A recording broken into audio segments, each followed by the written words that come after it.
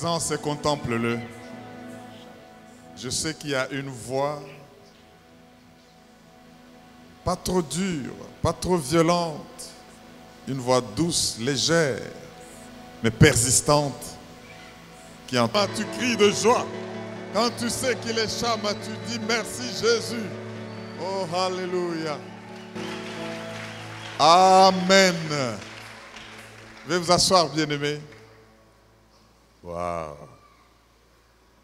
Que Dieu soit loué, qu'il soit béni à jamais parce qu'il est merveilleux.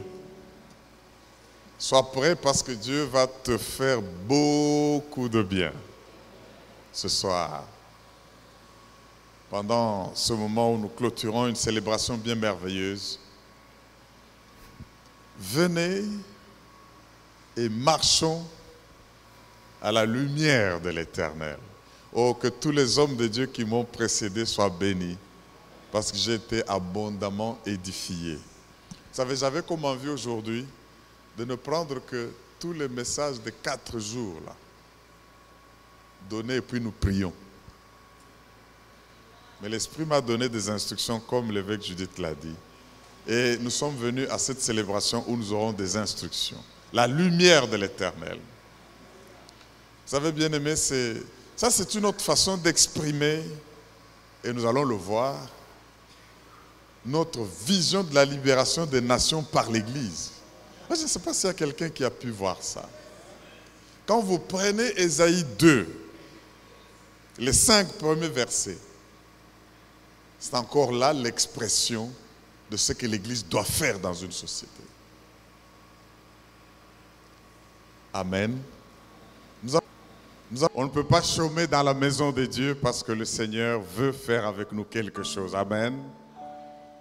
Comme le pasteur Aldor l'a dit,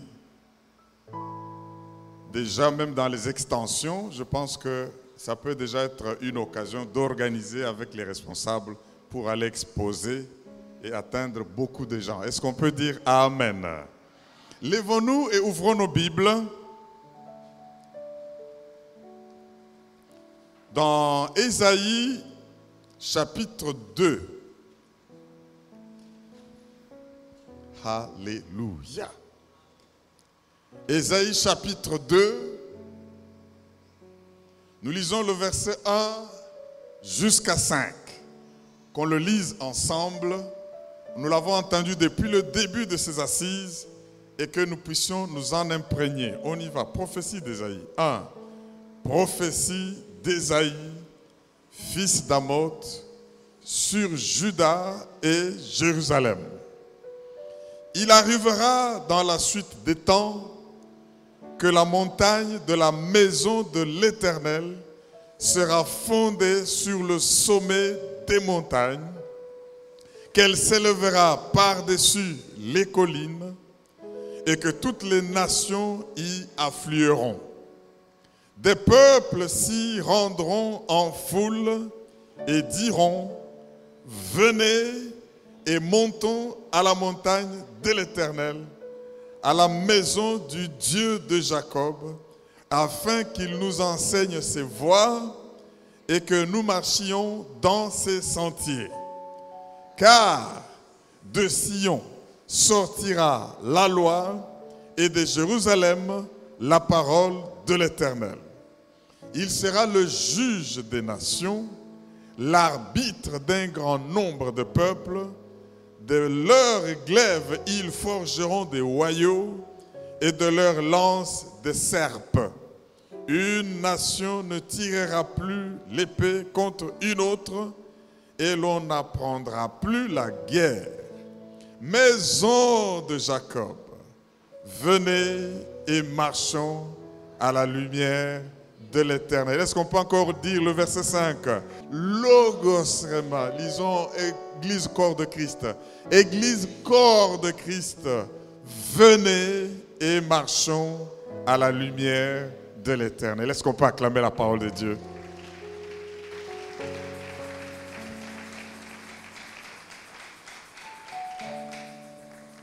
Veuillez vous asseoir, bien-aimés. Ceci est une prophétie et j'étais content quand j'ai entendu le pasteur Frédéric Boécois le dire que tout ceci est une prophétie, le Seigneur m'a confirmé le message que nous allons entendre maintenant. Qu'est-ce qui est important par cette déclaration?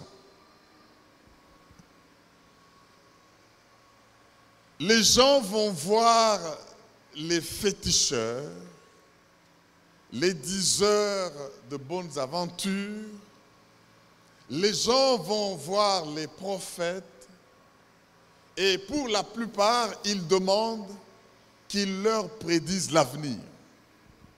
Qu'est-ce qui va arriver? Tel moment, tel jour. Qu'est-ce qui va... Je suis en train de commencer une activité. Dis-moi qu'est-ce qui va arriver, comme ça je sais prendre des dispositions. Ils vont. Et il y en a qui se font rouler. Beaucoup se font rouler parce qu'on va leur raconter des histoires. Et ils mettent en pratique ce qu'on leur demande de faire par le voyant. Le terme voyant n'est pas d'aujourd'hui, il est même dans la Bible. Même les rois avaient des voyants. Quand le problème s'est compliqué, Saül nous l'a montré l'exemple quand il est allé chercher les ânesses perdues de son père. Son serviteur lui dit, il y a un homme de Dieu, un voyant. C'est comme ça aussi qu'on appelait le prophète. Parce qu'il pouvait voir les choses que tout le monde ne voit pas, il le voit à l'avance, et puis il les déclare et les gens prennent des dispositions.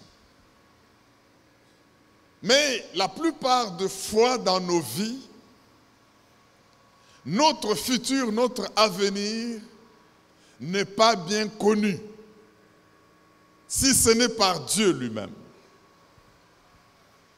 Si les hommes connaissaient les prédictions de l'avenir, ça serait avantageux, ça serait facile.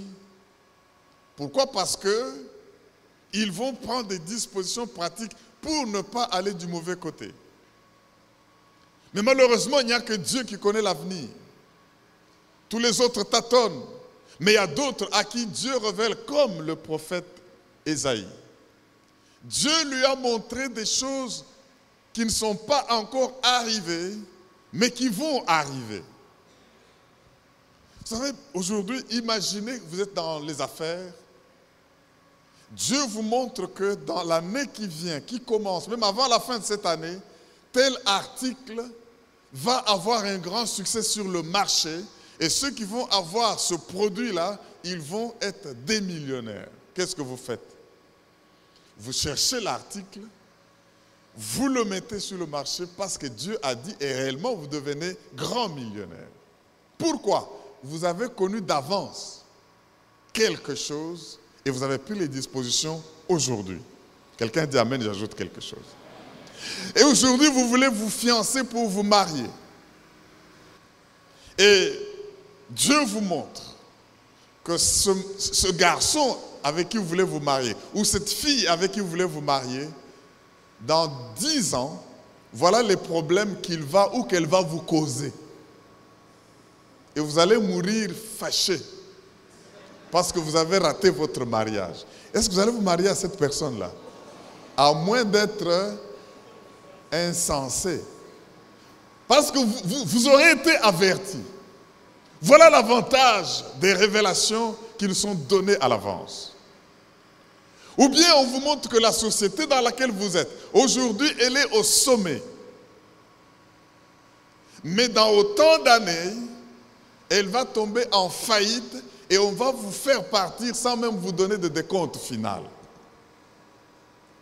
Si vous êtes averti devant une alerte comme ça, vous faites quoi? Vous commencez déjà à chercher un autre emploi. Pourquoi? Parce que vous avez eu une révélation à l'avance et une révélation véridique. Il y a beaucoup de domaines comme ça où nous avons besoin de connaître les choses qui vont arriver avant qu'elles n'arrivent. Parce que ça nous permet de prendre des dispositions qui nous évitent la catastrophe. Mais maintenant, ici, c'est lui qui vous parle. Le texte que nous venons tous de lire, c'est le prophète Ésaïe. On l'appelle l'évangéliste de l'Ancien Testament. parce qu'il a présenté les souffrances du Messie. Il a montré comment il va souffrir et comment il va soulever un grand peuple et il verra s'accomplir l'œuvre de ses mains. Ce prophète d'Ésaïe, oh, il a vu beaucoup de choses. Mais ce n'est pas lui, c'est Dieu qui parle. Alors, maintenant que Dieu nous a parlé de ce qu'on a entendu là, qu'est-ce que nous prenons comme disposition pour éviter d'être à côté de ces prédictions? Parce que c'est la vérité et ça va avoir lieu, ce qui est dit là. Il a vu d'avance, il a parlé de la part de Dieu. Le Dieu qui est alpha, qui est oméga, qui connaît le A, B, C, D jusqu'à Z de l'alphabet de l'histoire et du plan de l'humanité. Il a parlé. Et nous ici, parce qu'il nous a dit, venez marchant à la lumière du Seigneur, nous devons en tenir compte. Vous savez, je disais en l'introduction que ce texte est un texte qui appelle l'Église à faire quelque chose pour affecter toutes les montagnes de la société. Il y a des montagnes qui influencent la société. Et dans Ésaïe 2, 1 à 5, il nous est, vous enlevez le verset 1 parce que c'est juste l'introduction, prophétie d'Ésaïe, fils d'Amoth, tout ça. Et puis on commence au verset 2. Dans les derniers temps, il va se faire que la montagne de l'Éternel puisse être au sommet de toutes les collines. Dieu nous appelle, bien-aimés frères et sœurs, à détecter quelles sont les collines. Les montagnes parlent de quoi? Les montagnes parlent des gouvernements. Les montagnes parlent de puissance. Les montagnes parlent de pouvoir. Les montagnes parlent de sommité. Les choses que l'on peut bien voir même à distance. Les montagnes. Mais la Bible dit, il y a un temps qui arrive. C'est une prophétie qui montre qu'il y a un temps qui arrive. Si vous vous êtes accrochés aux autres montagnes ou aux autres collines, mais sachez bien, prenez vos dispositions, parce qu'il y a un temps où ces collines et ces montagnes seront englouties par la montagne de l'Éternel. Et la montagne de l'Éternel, c'est l'Église, bien-aimée. Et qu'est-ce qu'il faut alors faire? Ça veut dire que quand les montagnes... Oh mon Dieu! Les montagnes sont couvertes par l'Église. Ça veut dire qu'il y a un temps où c'est l'Église qui gère toutes les sommités, toutes les éminences, tout ce qu'on peut voir à distance dans la société, au point que, au vu de cela, même les païens viendront, ils accourront, ils verront que là, il y a la loi, là, il y a des principes qui aident à réussir, là, il y a ceci à faire, et ils courront parce qu'ils comprendront que là où ils sont dans leurs anciennes montagnes, il n'y a que la chute et la dégringolade.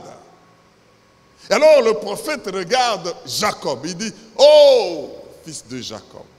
Ça c'est pour appeler les croyants, pour qu'on ne les précède pas par les incroyants,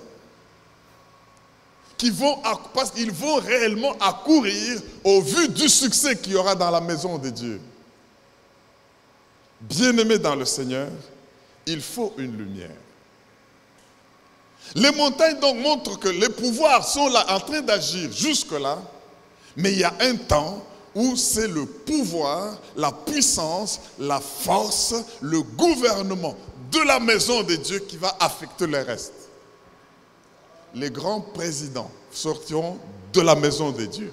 Les grands hommes d'affaires sortiront de la maison de Dieu. Les grands artistes sortiront de la maison de Dieu. Les grands médecins dans le monde médical sortiront de la maison de Dieu. Les familles bénies sortiront de la maison de Dieu. Les grandes écoles de formation pour affecter les personnes sortiront de la... Bien-aimés, comptez comme ça tous ceux qui dominent dans la société. Le Seigneur est en train de dire, nous devons être de ceux qui attirent pour affecter notre société. C'est l'Église qui doit se lever parce qu'elle a la lumière et parce qu'elle vote. Laissez-moi, bien-aimés, insister sur ce fait. Et dans la Bible, ce que je dis, je ne suis pas en train d'affirmer des choses qu'on ne peut pas prouver bibliquement. Montagne en tant que puissance dans la Bible, lisons quelques 2-3 textes. Allez avec moi dans Daniel. Et pour voir comment c'est. Dieu a vu et nous a prévu des choses que nous n'avons pas encore vues. Comme je l'ai dit, le fait qu'il nous a avertis d'avance, comme cette personne à qui on dit ton entreprise va tomber en faillite et qui commence à préparer de changer de société, nous devons faire quelque chose. Daniel chapitre 2 verset 35. Nous affirmons ici que le concept montagne signifie grandeur, puissance qui s'impose sur les autres. Daniel 2, 35, la Bible dit, alors le fer d'argile, ah non, je reprends. Alors le fer, l'argile, l'airain, l'argent et l'or, tout ça ce sont des montagnes. Vous savez, il y a des gens qui, quand il a l'argent, quand le fer peut penser à la puissance, aux armes, à ce qui est dur. L'argile, on peut faire avec l'argile autant de choses artistiquement parlant. Les reins, c'est comme si on citait des montagnes. L'argent, l'or, les gens s'appuient sur ces choses pour dire que c'est eux, il n'y a personne d'autre. Furent brisés ensemble et devinrent, ces choses-là qu'on a citées, comme la balle qui s'échappe d'une aire en été.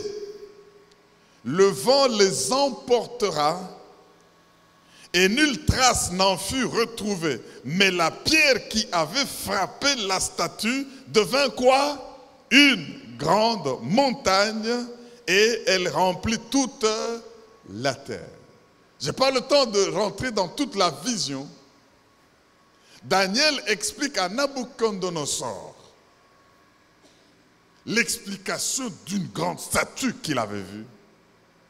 Ça montre tous les règnes qui ont eu lieu, tous les empires qui ont dominé dans ce monde. Mais il y a eu une pierre qui a quitté, lâchée par une main qu'on ne voit pas, et qui a frappé ce pouvoir. Et toutes ces choses précitées qui font la fierté de ceux qui les possèdent, furent comme une balle qui est partie d'un air, donc comme de la paille. Et cette pierre-là, elle est restée, elle est devenue une grande montagne qui remplit toute la terre. Est-ce qu'on ne peut pas acclamer le roi des rois? Alléluia! Et vous allez bien le comprendre. Ça, c'est l'image de ce que notre Seigneur Jésus, le rocher des âges, la pierre qu'ont rejeté ceux qui bâtissaient, mais qui est devenue imposante, la principale de l'angle. L'Église, nous avons cette vision, nous sommes appelés à faire que tout ce qui fait fureur aujourd'hui, qui peut être comparé à du fer, qui peut être comparé à de l'or, qui peut être comparé à tout ce qui est précieux, à de l'airain, ne vous en faites pas. Quand sera lâchée cette pierre-là, qui est la tête d'un corps qu'on appelle l'Église, quand sera lâchée l'Église et ses enfants que vous êtes, vous qui comprenez ce message, tout ce qui paraît être rigide et solide aujourd'hui, ça va être broyé et nous allons nous imposer. Est-ce que quelqu'un ne peut pas dire Alléluia? Oh, merci Seigneur, parce que tu nous donnes cette vision. Montagne! Il y en a qui oppriment parce qu'ils ont le pouvoir. Écoutez ce que Amos dit au chapitre 4. Amos, chapitre 4. Nous avons l'avantage de voir dans l'avenir par cette prophétie. Nous avons l'avantage de voir le futur par cette prophétie. Prenons des dispositions comme des hommes avertis. Ne suivez pas les yeux, ne suivez pas les oreilles, ce que vous entendez. Ne suivez pas les accords et les désaccords que les gens peuvent faire. Suivez ce que Dieu a dit, ça va avoir lieu. Est-ce que quelqu'un peut dire Alléluia? Amos chapitre 4, verset 1, la Bible dit, écoutez cette parole, génisse de Bazan, qui êtes sur la montagne de Samarie. Ça, c'est encore une autre montagne. Vous qui opprimez, parce que vous êtes sur la montagne de Samarie. Vous qui opprimez les misérables, vous qui écrasez les indigents et qui dites à vos maris, apportez et buvons. Vous allez suivre la suite. Mais je voulais ici montrer que le fait qu'ils sont sur la montagne de Samarie, il y a des hommes qui règnent, eux et leurs épouses qui les encouragent dans le mal. Opprimez l'indigent, faites tout ce que vous pouvez, arrachez ce que vous pouvez arracher, apportez et nous allons manger, nous allons boire. Mais attendez, la vision que Dieu nous montre, c'est que les choses ne vont pas continuer à être les mêmes. Dieu va agir et les hommes vont accourir dans la maison de Dieu. Alléluia. Parce que dans cette maison, pourquoi les gens vont-ils accourir? Parce qu'il y aura la connaissance. En fait, tout l'ensemble de ce qui est dit au verset 5 d'Ésaïe 2, maison de Jacob, venez et marchons à la lumière de l'Éternel, c'est le résumé de tout ce qui est dit au verset 2, 3 et 4. Ils accourent, il y a la loi dans la maison de Dieu. Ils accourent, il y a la connaissance dans la maison de Dieu. Ils accourent, il y a ceci. Il n'y aura plus. Dans la maison de Dieu, on ne doit pas trouver des gens qui se bagarrent, qui se tuent, qui s'empoignent, qui s'empoisonnent et qui se cassent. Il y aura la lumière parce que le Seigneur va régner. Alors, pour résumer tout cela, comme les gens vont accourir pour venir dans la maison de l'Éternel, afin de voir la loi, afin de voir la révélation, afin d'avoir la connaissance, tout cela résumé, ça fait la lumière. Maison de Jacob, venez et marchons à la lumière de l'Éternel. Alléluia. Acclamons bien le roi des rois. Marchons à la lumière de l'Éternel. Mes frères et sœurs, la lumière de l'Éternel, les hommes de Dieu nous ont parlé ici. Le chef doit être cet homme visionnaire. Le bishop Abba nous a rappelé le premier jour. Le cultivateur, le leader, l'enseignant, le protecteur. Et qu'en sais-je? Mais est-ce que nous sommes ça? Nous avons besoin de la lumière de l'Éternel. Bien-aimés, dans cette lumière, j'aime le pasteur Georges, qu'est-ce qu'il nous a dit là? C'était formidable. Quand vous décomposez la lumière, vous obtenez quoi? Le moins en Congol. Vrai ou faux? Quand vous polarisez, même nous on allait jouer à la rivière là, on prend l'eau, on jette et puis on voit les spectres de ces 7 lumières là. C'est ça le moins en Congol. En lingala, je ne sais pas. C'est quoi l'arc-en-ciel, voilà. L'arc-en-ciel, c'est quoi en lingala? Manduk mazole late. Lingala zalakate, bon, mettez en lingala moins en Congol. Wakumai. Alors, bien aimé, le moins en Congol, l'arc là de l'alliance, c'est pourquoi Dieu, quand il donne, il dit, je ne tuerai pas par l'eau. Vous le verrez en regardant quoi? L'arc-en-ciel. Donc, la polarisation de la lumière en 7 spectres. Mais pourquoi Dieu se sert de ça? Parce qu'il est lumière. Quand vous regardez la lumière comme ça, vous allez dire qu'elle est blanche. Mais est-ce que ça c'est la couleur blanche? Non. Elle est seulement transparente. La lumière a quelle couleur? Quand on ne l'a pas encore polarisée. Elle a quelle lumière? Et quelle couleur? Voilà. Alors, suivons. Maintenant, bien-aimés, quand vous allez dans la lumière, vous la polarisez, vous avez ces 7 couleurs. De moins en Congol. Mais le pasteur Jean nous révèle quelque chose de très important, très intéressant. Il nous dit, avant la couleur blanche, il y a quelle couleur? Non, à la première couleur, avant la première, là, il y a la couleur rouge. Mais quand vous allez à côté de la rouge, ce ne veut pas dire qu'à côté du rouge, il n'y a rien. Il y a l'infrarouge. Alors vous allez blanc, bleu, jaune, violet, vert, ainsi de suite, jusqu'à la violette, couleur violette. Mais ce n'est pas qu'après le violet, il n'y a pas de couleur, il y a l'ultra. Et vous, vos yeux, voient juste les 7 que Dieu permet que vous voyez. Mais que dire de ce que vous ne voyez pas? Dis à ton voisin, tout ce que tu vois n'est pas tout ce qu'il y a. Il y a des choses que tu ne vois pas, mais qui sont là. Est-ce que tu sais que les démons existent et qui sont parfois sur le chemin là? Vous frayez le chemin avec. Est-ce que vous croyez que parfois, quand vous entrez dans votre bureau là, vous croisez avec les démons sans le savoir? Vous vous battez avec. Est-ce que vous savez que vous pouvez manger avec un sorcier sans savoir que... Oh mon Dieu, le Seigneur est en train de faire quelque chose. De sorte que si vous saviez que c'est un sorcier, vous allez refuser de manger. Il y a des gens, quand on lui a révélé qui lui a fait ça, il dit, ah, même celui-là aussi. Mais ça, c'est parce que vous avez eu l'information. Mais avant que vous n'ayez pas l'information, il était ça. Alléluia. Mais vous avez eu une lumière. Mes frères et sœurs, quand le Seigneur dit, venons marchons à la lumière de l'Éternel, c'est une lumière différente de la lumière des hommes. C'est une lumière différente de cette couleur que vous pouvez voir. Parce que celle-là, vous le voyez. C'est ainsi qu'il nous a parlé de la primauté de la lumière dans la création. Bien-aimés, avant que Dieu ne crée, lisez Genèse chapitre 1er. Dieu remarque qu'il y a ténèbres partout. Il y a tohu-bohu, il y a confusion, il y a de l'eau. L'esprit se mouvait, l'esprit incubait, l'esprit couvrait comme s'il était sur les œufs qui doivent éclore. Mais avant que Dieu ne commence quoi que ce soit, il dit que la lumière soit. Mais il n'y a pas de soleil, il n'y a pas de lune, il n'y a pas d'étoiles. Mais de quelle lumière s'agit-il? Parce qu'elle a éclairé. Et puis il y a un soir et il y a un matin.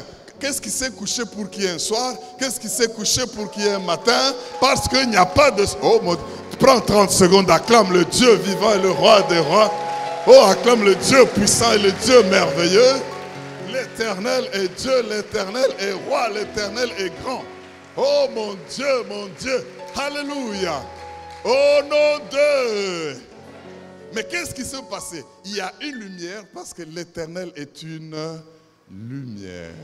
Il dit, ceux qui étaient assis dans la vallée de l'ombre de la mort, ceux qui ne savaient plus espérer, ceux qui étaient abattus et découragés, ils ont vu une grande lumière. Ça ne veut pas dire qu'il y a un soleil qui s'est levé. Ils ont vu une grande... Ils ont commencé à voir les choses que leurs yeux habituels, naturels, ne pouvaient pas leur montrer. J'aimerais dire à quelqu'un que si tu marches à la lumière de l'Éternel, tu verras ce que tu ne vois pas habituellement. Je vais reprendre. Si tu marches à la lumière de l'Éternel, tes infiltrés là, qui font que tu sois toujours souffrant, tu vas les voir. Vous savez, quand ils savent qu'on le voit, ils disparaissent. Parce que leurs œuvres là, c'est les œuvres des ténèbres. Aïe, aïe, aïe. Je dis ceci. Là où il y a les ténèbres, les Baja Yamoli Bazali. Alors les agents des ténèbres sont là et ils agissent selon les ténèbres. Et maintenant, dès que tu vois et qu'ils voient qu'ils t'ont vu, je connais des personnes qui ont quitté l'église quand ils ont vu que j'ai découvert que c'était des sorciers.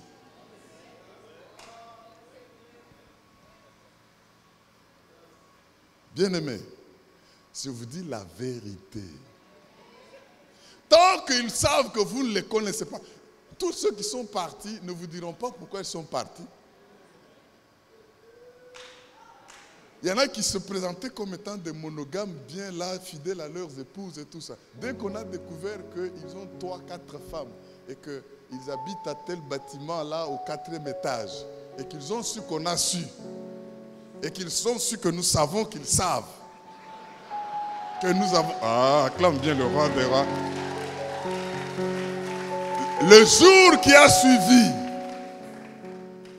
ils ne se voient plus. Ils vont trouver d'autres raisons pour expliquer. Mais la vraie raison, c'est que la lumière. Oh, acclame, oh, j'aime la lumière de l'Éternel, le roi des rois et le Dieu vivant.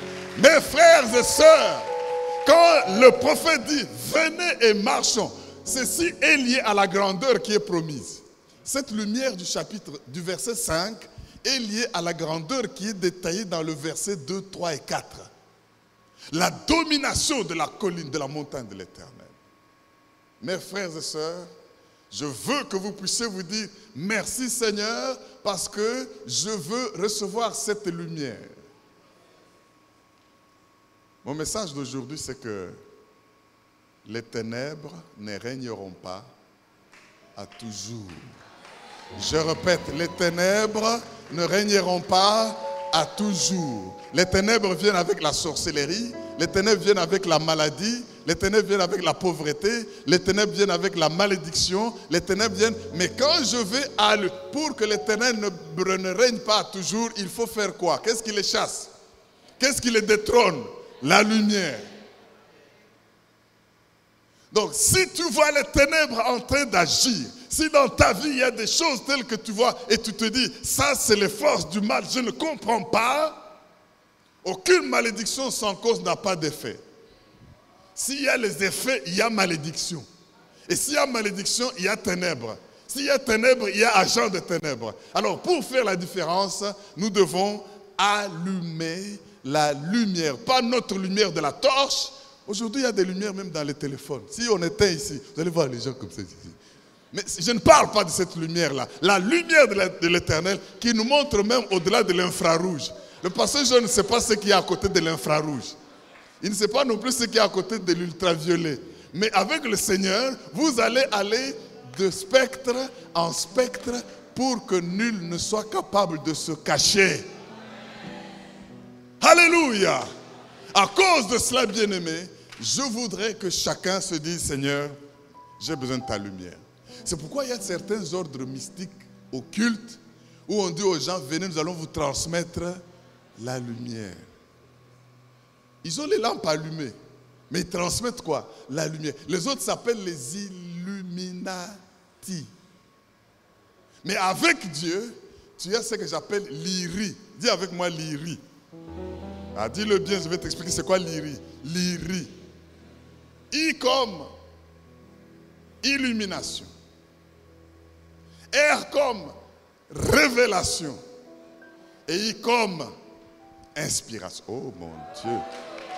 Dans la lumière de l'Éternel, vous avez l'illumination, vous avez la révélation, vous avez l'inspiration. Voilà ce qui se passe quand vous êtes dans... Vous allez entreprendre, vous allez réussir à cause de la lumière de l'Éternel. Vous allez avoir l'Iri.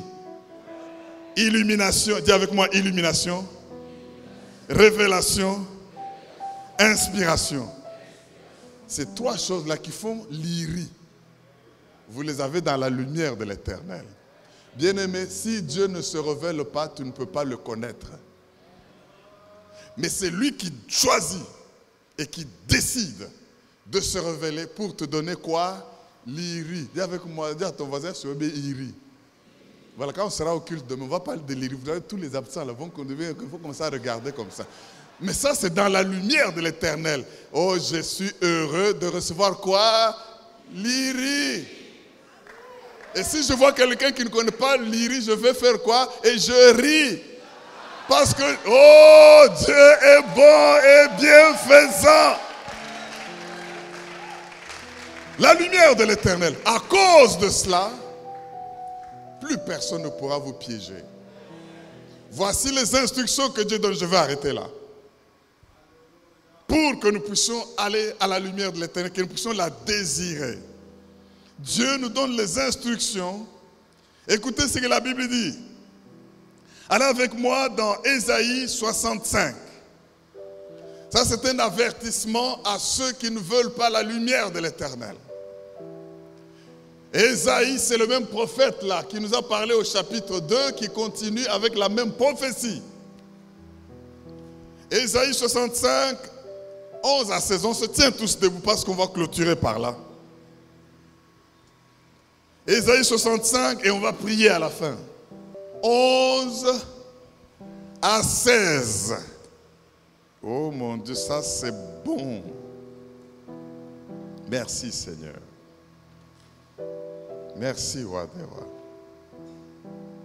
Non, on commence un peu plus haut. Nous sommes toujours dans Ésaïe. Commençons avec 25, versets 6 et 7.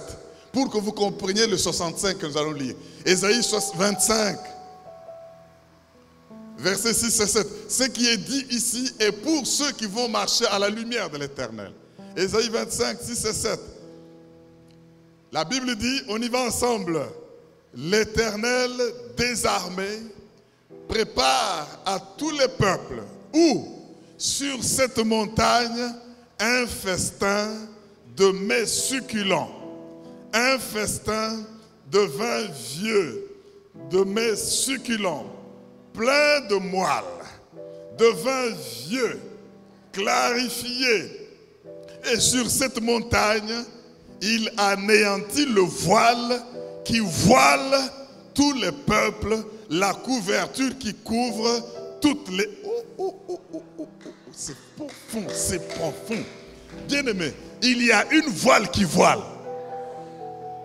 Il y a des gens qui sont comme dans un voile. Il y a des gens qui ont ce qu'on peut appeler des masques. Quelqu'un peut approcher, nous allons nous marier, nous allons nous marier. Et puis le jour où on doit aller doter, le masque là fait que les avis changent. Quelqu'un peut venir là, tu vas voir le travail, tu vas voir le travail, le test, tout ça. Mais quand tu arrives pour qu'on confirme le travail, le voile te voile. Mais Dieu dit, un mets succulent, de vin clarifié, de vin vieux, de vin, je vais faire tout ça, et puis on va enlever le voile qui voile. Oh, ça c'est un appel à ce que tu puisses briller de ta grande brillance. Et tu ne peux pas acclamer le roi des rois. Ce soir encore, Dieu prépare un mets exquis, succulent. Est-ce que tu peux dire Amen? Mais ceux qui ne veulent pas, allons au chapitre 65. Il y en a qui ne vont pas vouloir ce mets succulent. Écoutez ce que le Seigneur dit. Ésaïe 65, 11 à 16. Mais vous, on y va, mais vous qui abandonnez l'Éternel, qui oubliez ma montagne sainte, qui dressez une tente pour les Sangoma et remplissez une coupe pour les démons, je vous destine au glaive et vous fléchirez tous les genoux, pour être égorgés. Car j'ai appelé et vous n'avez point répondu. J'ai parlé et vous n'avez point écouté. Mais vous avez fait ce qui est mal à mes yeux. Et vous avez choisi ce qui me déplaît. C'est pourquoi ainsi parle le Seigneur, l'Éternel. Voici mes serviteurs mangeront. Et vous aurez faim. Voici mes serviteurs boiront. Et vous aurez soif. Voici mes serviteurs se réjouiront. Et vous serez confondus.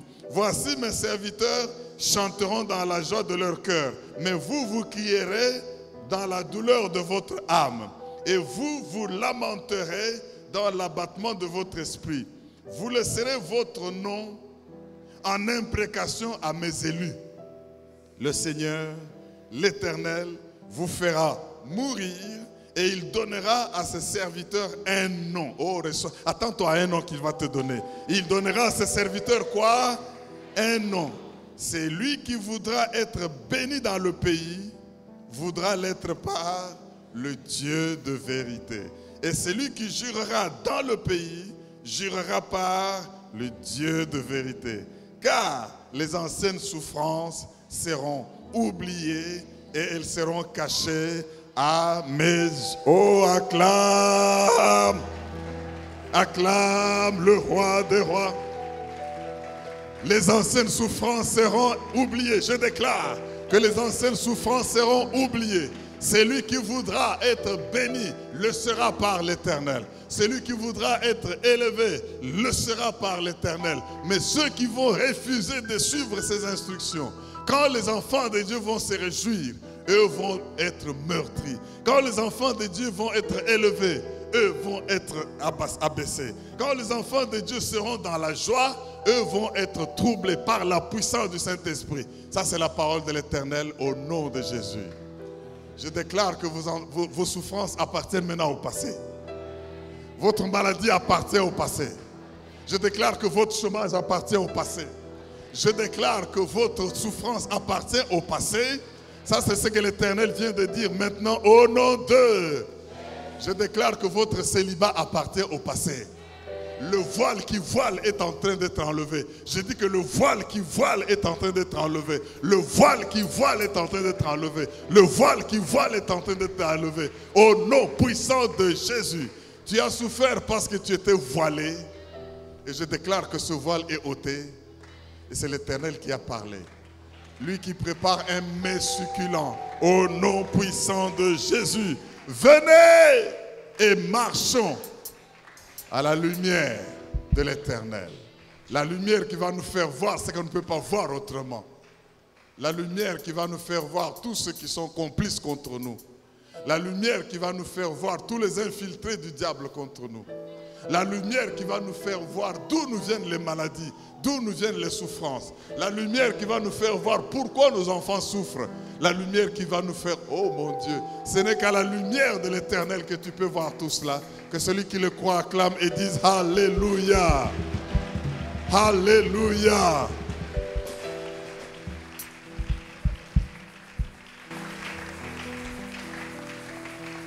Est-ce qu'il ne mérite pas nos louanges?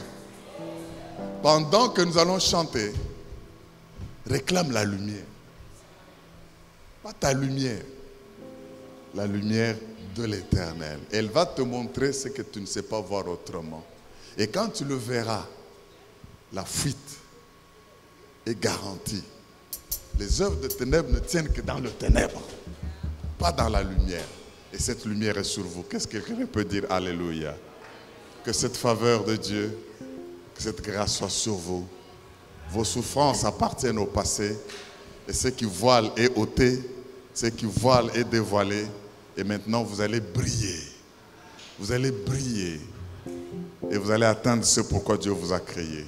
Qu'il en soit ainsi au nom de Jésus. Le peuple de Dieu dit Amen.